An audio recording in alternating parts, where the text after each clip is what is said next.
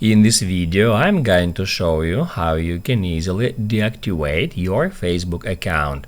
Be sure to watch the video to the very end so you don't make any mistakes, and of course do not forget to like this video and subscribe to my channel. Thanks guys. So let's get started, and first off, open up Facebook app and then go to menu. After that, tap at that gear to open up settings and then get into your account center. After that, tap at personal details and then account ownership and control.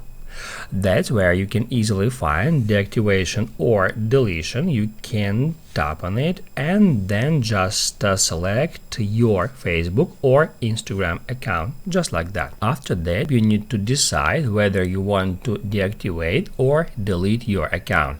Account deactivation option is selected by default. All we have to do is just tap at continue. Then it says that deactivating your account will also deactivate your other additional Facebook profiles as well as pages where you are the only admin or person with full control. Down below we can check the list of that pages and then just tap at continue.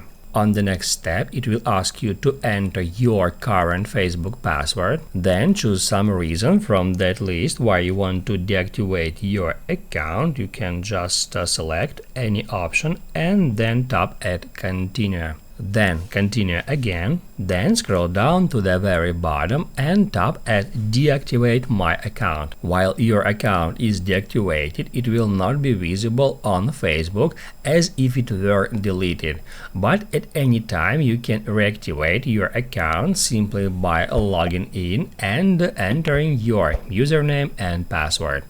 That's how you can easily deactivate Facebook account.